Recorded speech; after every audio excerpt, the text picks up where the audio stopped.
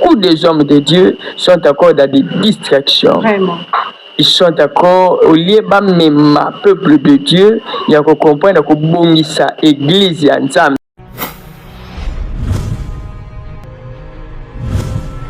Banda ko préparer, non, ils sont là, le monde bazan n'a pas baisse. Tout le monde devait créer de baisse. Il veut créer, ils sont dans des arrangements, ils sont dans des choses où ils ont honoré Ninzambe. Les hommes de Dieu sont dans des conflits, et puis les conflits, là où les enfants de Dieu sont venus pour écouter la parole de Dieu, afin qu'ils mettent mes à la sauver, et bon, afin qu'ils passent à la sauver, mais Moutayewana, à quoi il est là, il y a Kobeta Lisolo, il y a Oayoka qui peut lui, il vient maintenant répondre. Donc, nous voyons le droit de réponse.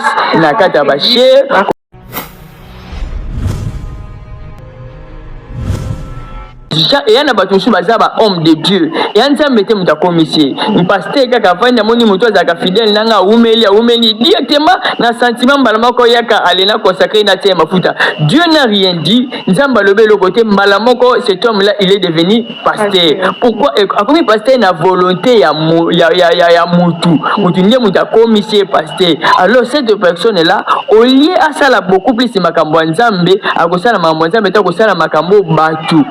Parce que batune mutu bakomisi yango.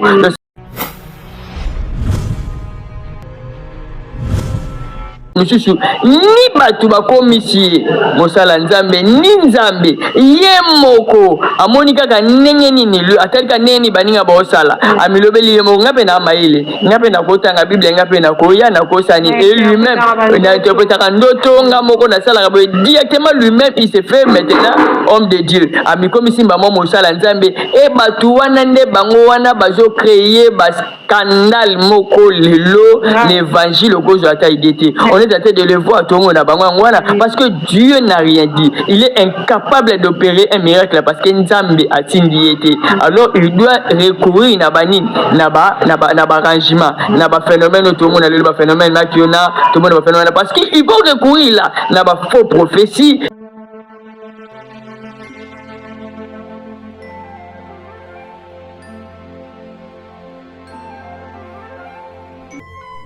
Jexo TV, la chaîne. Boté na balandinyo sur Jexo Télévision. Babi, bonjour, bonsoir. Ça dépend l'heure. Ya mutu na mutu. Akolanda ngai.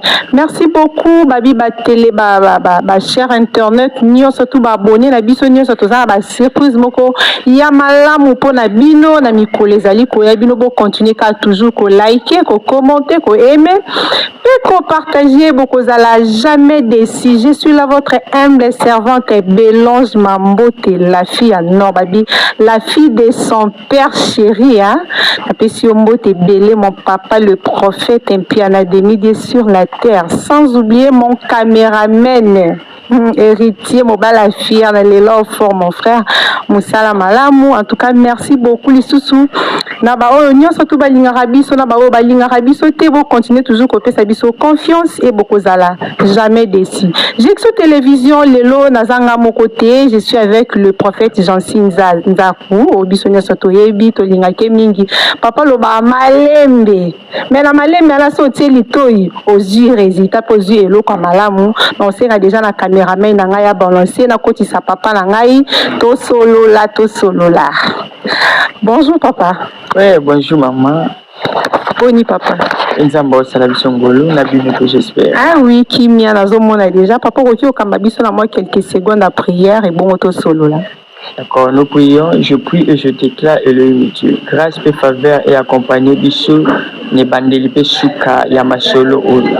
Na sambeli na lobby Adonai Dieu Père au travers de cette émission tika moto azolanda biso azala guéri azana malade azana problème azwa solution azana mituna azwa biyano dans le nom de Jésus. Amen.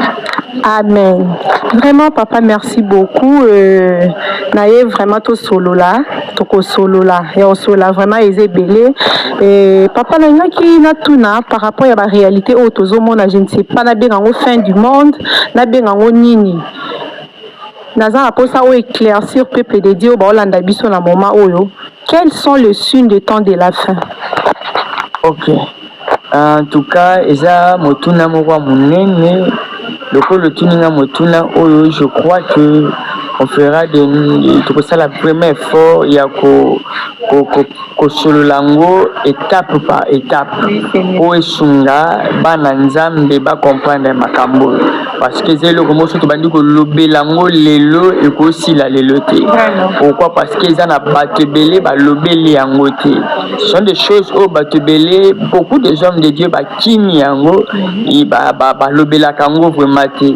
Nzambe apambola yo na ndenge o poni ko ya ko tuna biso kaka sujet o riba signe ya temps de la fin. Vous savez, temps de la fin ndenge batu ba lobela kango un jour batuni Yesu bayebisi yebisa biso signe oyo ko marquer avènement na yo et puis ko marquer fin du monde. Vous savez déjà par là il y a deux ezana makambo mibale si on peut le dire ezana événement liboso tokozana ngo abenga ngo l'avènement de Jésus ça retour ya Jésus mais yango wana eza fin du monde te parce que Yesu soka ye aju oyo akozwa loko l'église aju ba oye ba komata bakei monde et ko continuer. Donc comme enlèvement. Donc enlèvement tant que salama le monde va continuer calmement mukili kotika la calmement oyo ba tesibiango na bo petenioso tant Yesu akoya zu église na ye c'est alors l'antichrist a apparaître a promettre batuki a kota kimia a kosa nini pendant 3h30 kimia kokota na opena mukili mais après 3h30 akoya na ba imposition ya ba mako on va parler de tout cela akoya imposer batu pour muta somba ifasa na caché o tubenga la marque de la bête au caché 666 mais le monde continuera batu mitu ke kozala batu ba okende misala nyoso le monde va continuer après l'enlèvement mais après période wana maintenant ce qui enlèvement salami il y aura encore et que la période moko oyo kotokolekisa ezana be événement ko landisama après be événement wana nde to ko expliquer yango wana il faut que nous simba calendrier prophétique pour expliquer cela nde yango wana to ko quitter tina fin du monde la fin du monde c'est lorsque ba ko kanga siko satana oyo ba obenga yango maintenant to ko manata ya trône blanc. Donc, comme on a trône blanc, c'est à ce moment-là, né la fin du monde. Donc, c'est ça, et les locaux batubélé, échappent à Bango. Beaucoup de gens pensent que après l'enlèvement, directement, c'est la fin du monde. Non, il y a tout nier, et s'il y a avènement, et puis il y a fin du monde. Donc, c'est un peu ça. Mais maintenant, aujourd'hui, parmi les signes, ils en ont signe belé au Yesu le bela sur le tali na Matthieu chapitre 24 parmi ba signe ils en ont signe moko o eleki monene makasi eza signe moko eleki na monene makasi wana tokozwa ngo na mokanda ya Marc je crois tokozwa ba Bible na Marc chapitre 13 si on tokozwa ngo na Marc chapitre 13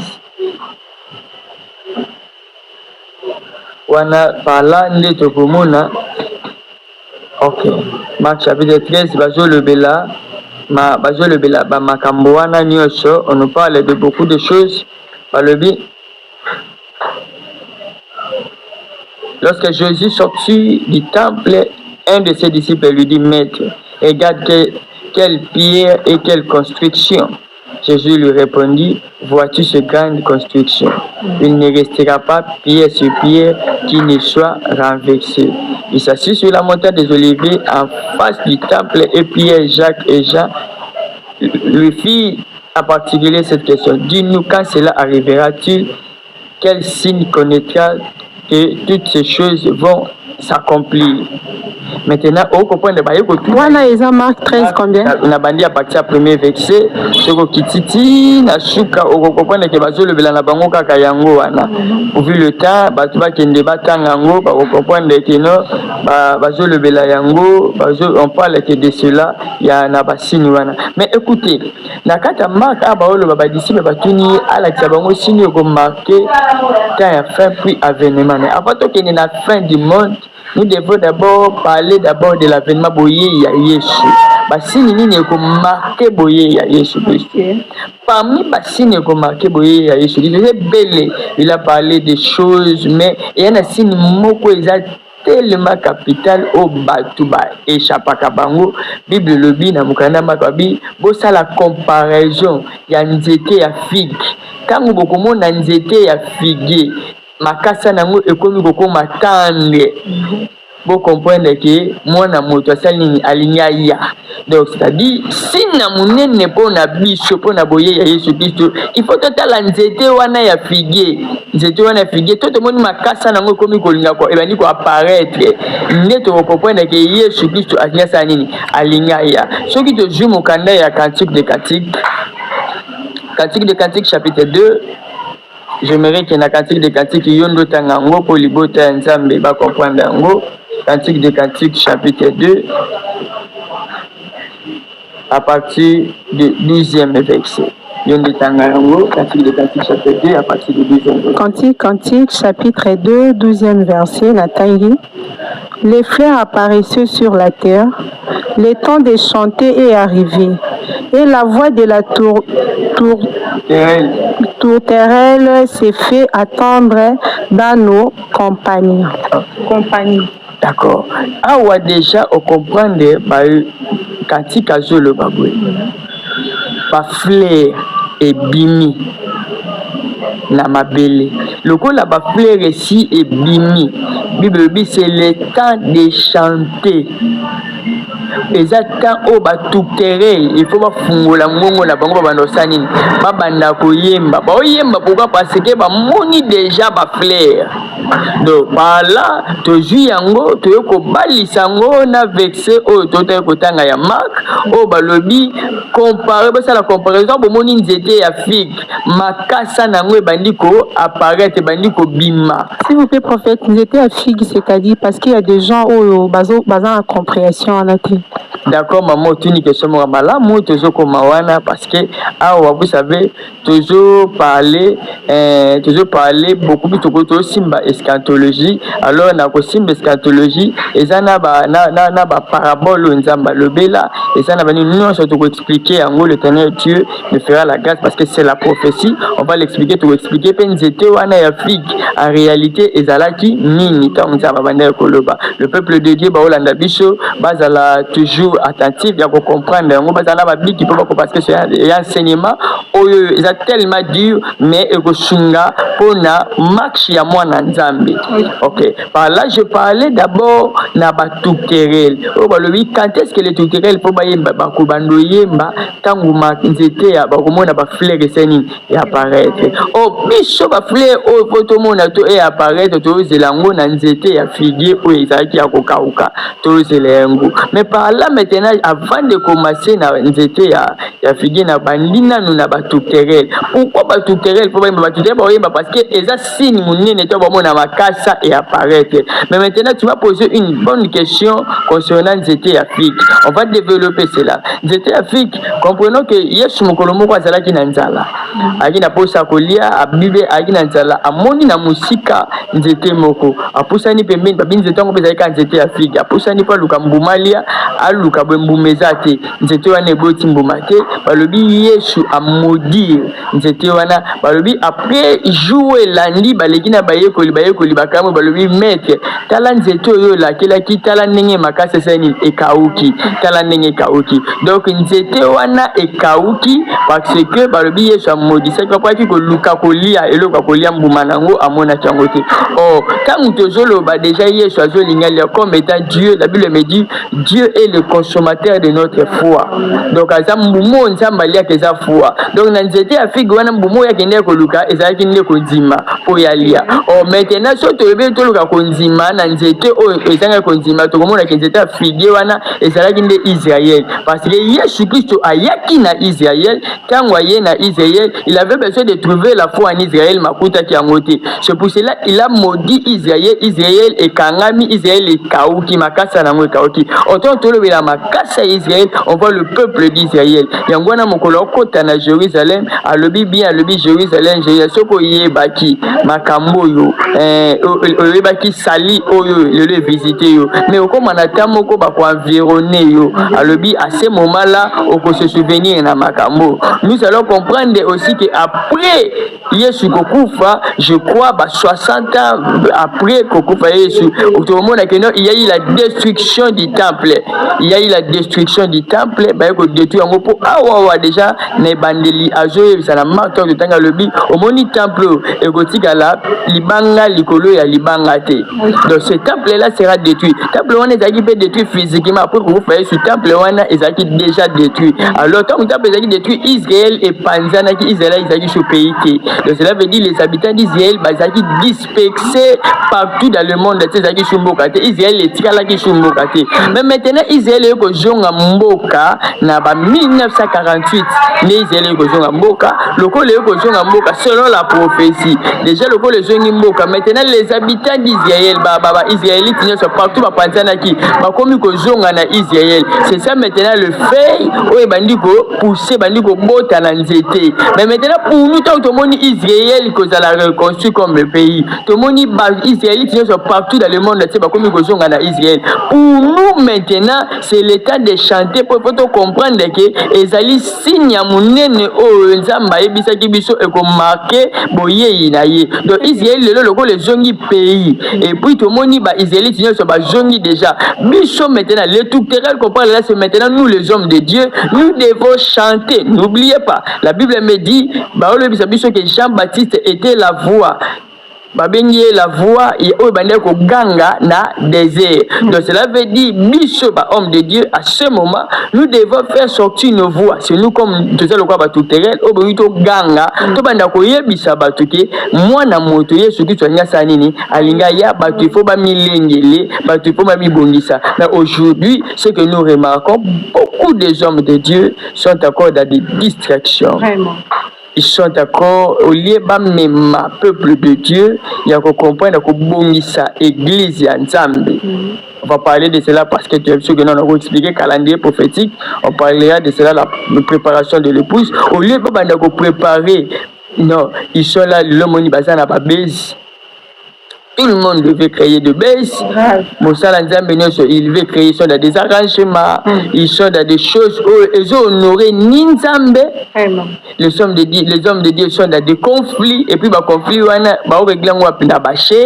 là où les affaires de Dieu sont venus pour écouter la parole de Dieu, afin qu'imiter mais à la sauver, et bongwana, afin que à la sauver, mais Moutayewana, à quoi Koyoka, Mosala Nzambe, il est là, il y a Kobeta Lisolo, il y a Oyayoka qui peut lui il vient maintenant répondre.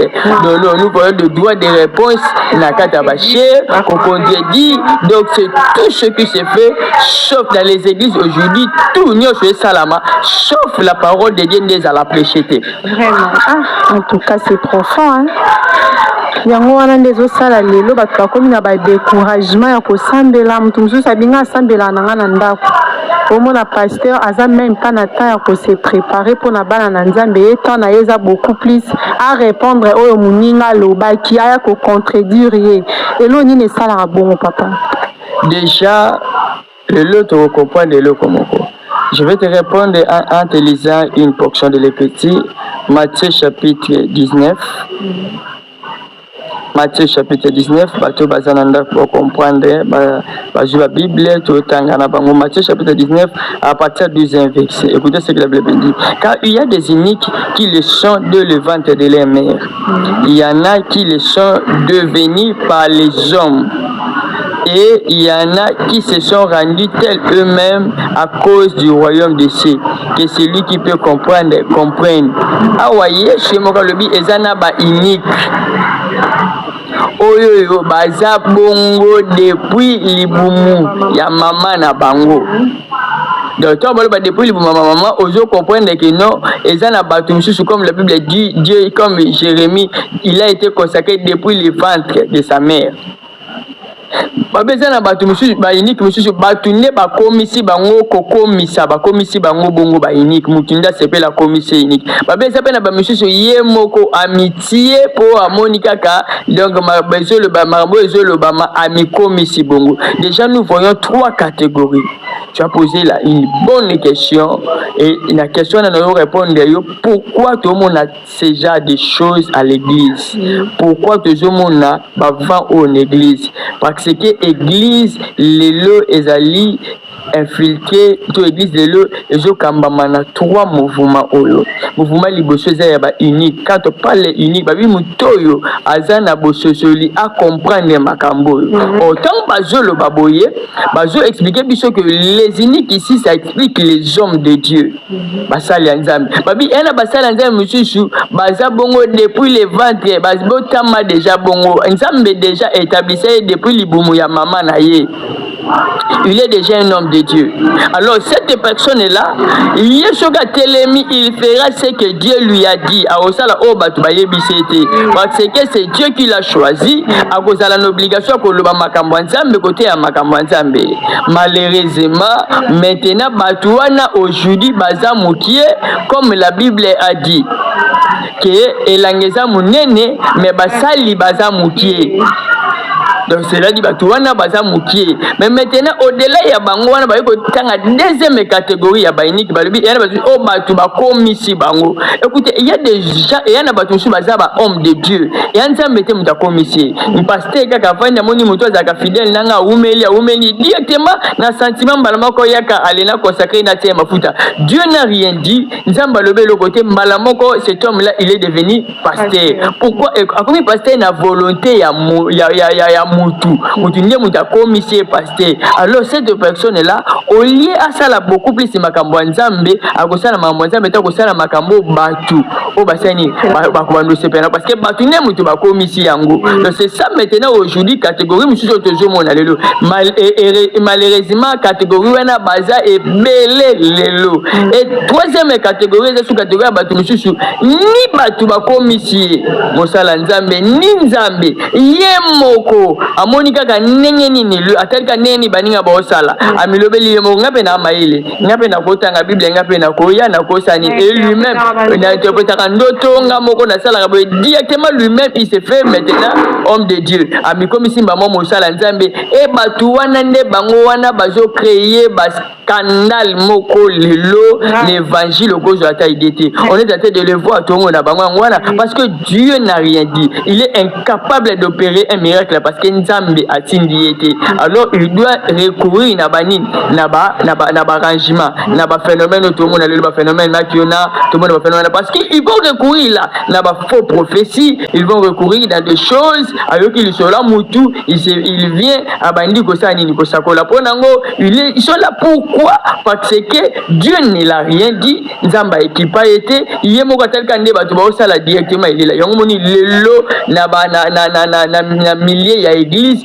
to moni nenge nini babiloko wana et ça décourage maintenant le peuple de Dieu. Mais maintenant tous ces gens là, tous ces trois catégories là bazo opérer dans minute. Bazo opérer maintenant na minute. Eza na bateau nzamba pona bazo opérer, eza na bateau oyo batu bango moko biso moko nous les hommes de Dieu. On a fait déjà tout ça na bateau misusu basala nzambe oyo nzamba bengate. O nzamba bengite moni va je vis un homme na moni moto mo bazo ordonner comme un Nathalie Moutouna Nathalie vit à Menaka et puis Nathalie na le bi cet homme n'a rien de choses de Dieu. Mais comment le pasteur se permet ya qu'on a le bi est-ce que donc, je ne contredis pas, mais lorsque nous regardons, aujourd'hui l'église n'est pas forte. L'église n'est pas forte. Pourquoi? Parce que bateau basé dans cette église, basé censé être diriger l'église. Bangwana ne va comme diriger bateau. Et au monde que nous ba catégorie na ba unique o ba mikomisi bango mokona o bateau ba komisi. Au komona que bango pe bayaka na trois choses. Batambola ka toujours mona ba na prophétie. Bayaka wana mona bango ba na délivrance. Pas chasser les démons. Au moins, ils sont là, ils sont dans la prophétie, pour chasser les démons, ils sont dans les délivrances. Mais tout cela, Nzambe na suka nango ayebi makambo wana te. Écoutez, j'aimerais dire une chose au peuple de Dieu. Souvent, tout ça la erreur parce que je vois quelqu'un est en train de prophétiser. Je ne contredis pas la prophétie. Je suis un prophète authentique. Déjà sur le côté de la page nanga au moment de que nous prophétisons. Nous avons le don prophétique, le don de la prophétie. Nous prophétisons la authenticité. Mais je dis souvent, il y a un makambo et salima. Cela ne veut pas dire tout homme qui prophétise nécessairement il est de Dieu. Vraiment. C'est ça le plus grand problème. Ah oui. Cela ne veut pas dire tout homme qui accomplit un miracle, nécessairement il est de Dieu.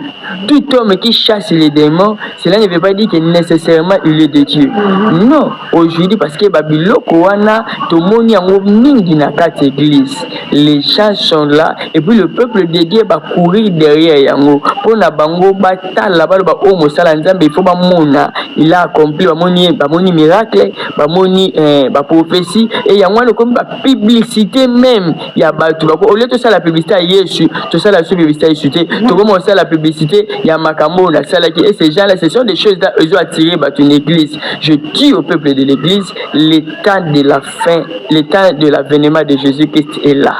Il faut qu'on comprenne que ça la place où on préparer à la rencontre du Seigneur parce que la Bible me dit à un signe donné au son de la trompette bah le dit bien le mot en Christ premièrement bah cause à la ressuscité et puis nous les vivants dans les airs. Je me dis l'état est déjà là parce que tant que tout le monde a Israël comme je disais Israël les a horloge nabiso. Aujourd'hui je parlais d'Israël pour yango à partir d'Israël de permettre na expliquer ma cambonio sur le bela qui na Matthieu 24 parce que on a tout expliquer malheur aux femmes enceintes, tout expliquer malheur na baso bazo à l'été, tout expliquer ba makambo belé, tout expliquer que deux personnes ba kozala na kati ya chambre moko akomata moko akotikala. Tout expliquer pourquoi bibelobi moto abosana ki manteau na ndako azonga suna ndako te pas que go récupérer manteau na.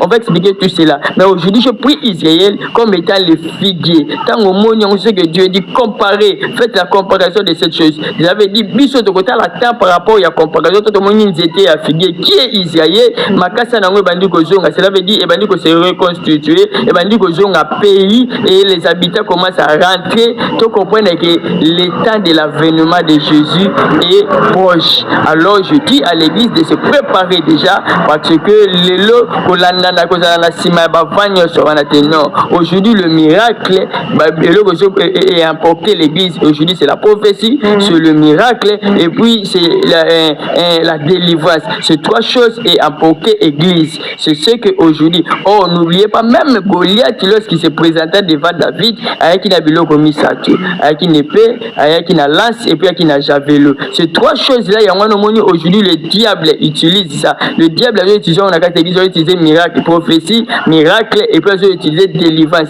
C'est ça, ils ont biloko misatu Goliath avec une David. On va expliquer ça. Je dis aux enfants de Dieu que les enfants de Dieu demeurent dans l'enseignement de la parole de Dieu. Que l'Éternel Dieu puisse vous bénir. Vraiment, merci beaucoup, papa. En tout cas, papa n'a lundi avec beaucoup d'attention. Si on a la réalité, nous sommes tous au monde. Biso vie de refuge na biso ezepa nzambe. Bino nde boza ba berger na biso. Mais ba mambu ya boye ezo sala ma mingi na kati ya ba église ba réalité ya o nyoso uti koloba. Leo na ba église misusu tozo mona po ba ordonner il faut za na mbongo.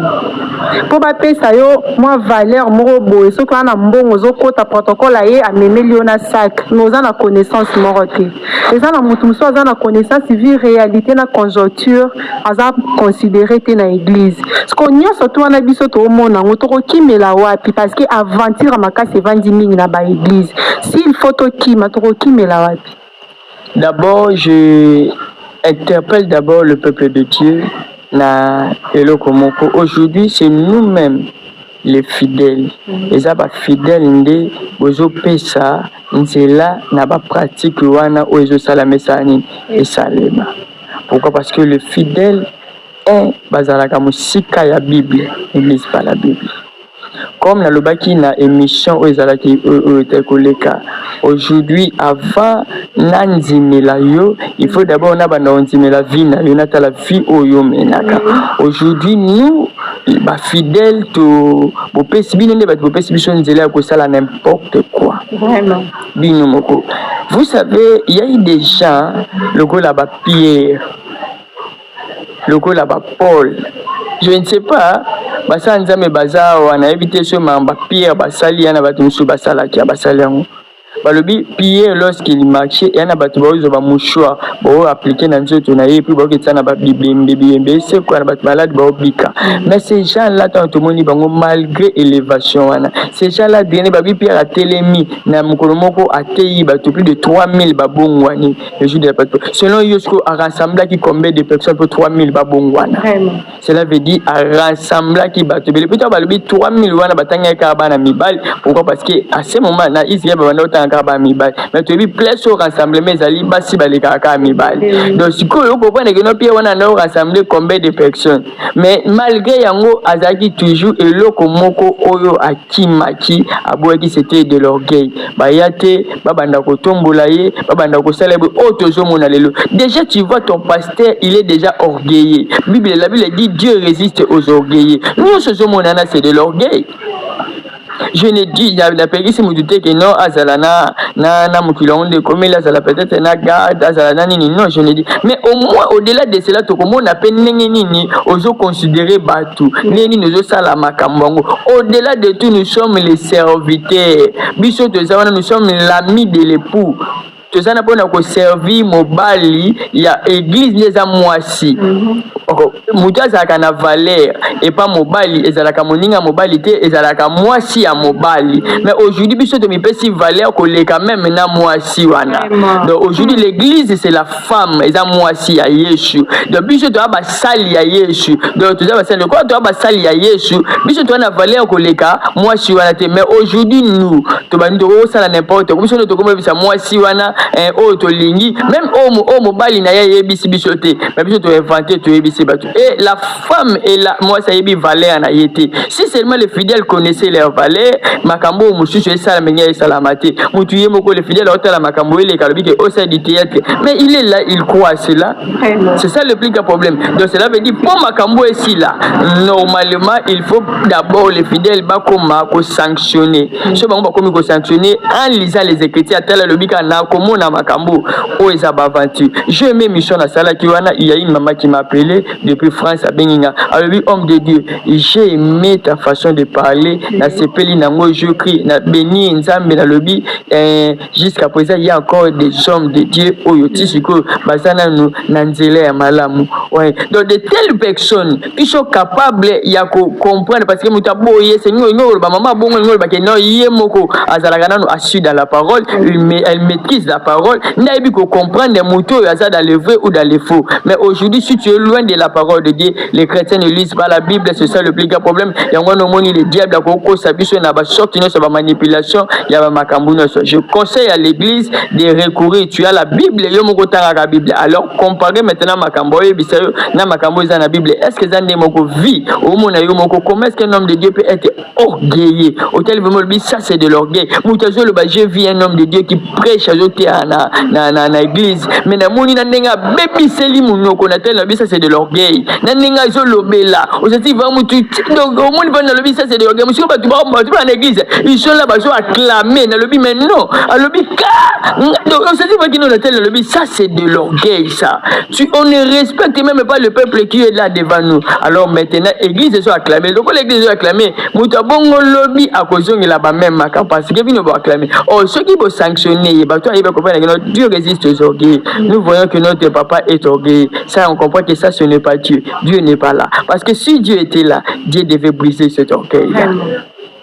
En tout cas, merci beaucoup, papa. Namoni to komi déjà na souka, na évité numéro de téléphone, message moro clé pour na peuple de Dieu. D'accord, je dirais au peuple de Dieu, bon, Zalana Sima Bavanya sauté. Dieu opère le miracle. Je crois à la puissance du Saint-Esprit. Dans notre ministère, il y a beaucoup de témoignages. Dieu opère le miracle. Miracle solo ezali. Mais miracle wana te yango moto ekokangisa vie na yo mobimba. J'aimerais te dire, toi qui me suis, la vie d'une personne, Bible le à 120 ans. Mais après cette vie, il y a encore une vie autrement la vie éternelle. Mais maintenant, le comme ezali place ligne au passé éternité na yo. Aujourd'hui, quoi comme un enfant de Dieu, il y a motu ezali et bongi bandoko bongi ça déjà vie na yo. Parce que Christ va revenir, tant est-ce qu'on après. C'est pour cela que nous donnons notre numéro. Nous avons besoin d'enseignement, nous avons besoin d'assister à la prière, nous avons besoin de la former, même les hommes de Dieu qui nous avons besoin de comprendre que la former. Nous donnons notre numéro, plus 243 90 62 85 538. Plus 243 90 62 85 538. Donc, on va t'assister dans la prière. On va, si tu as besoin de l'enseignement, on va t'enseigner. Si vous en avez besoin, il y a un encadrement, on va t'encadrer. Que l'Éternel et Dieu puisse vous bénir. Vraiment, merci beaucoup. Merci vraiment aux enseignements. Il faut tous en ababi qui n'a pas carné et rosunga et kosunga yo et kosunga biso nyoso. Merci beaucoup na balandi na biso, bon continuer toujours ko consommer ya bino chaîne na bino yango ba pasteur, ba évangéliste, ba prophète, ba chantre de l'Éternel o santo kena na don moko ya Nzambe numéro na biso ezana to ya marabatu nyoso okoya mama Belanza rotsa au micro oko exprimer oko édifier ba Nzambe soki kolo Yesu azongi te tokutani mikolo mizali koya. Ciao.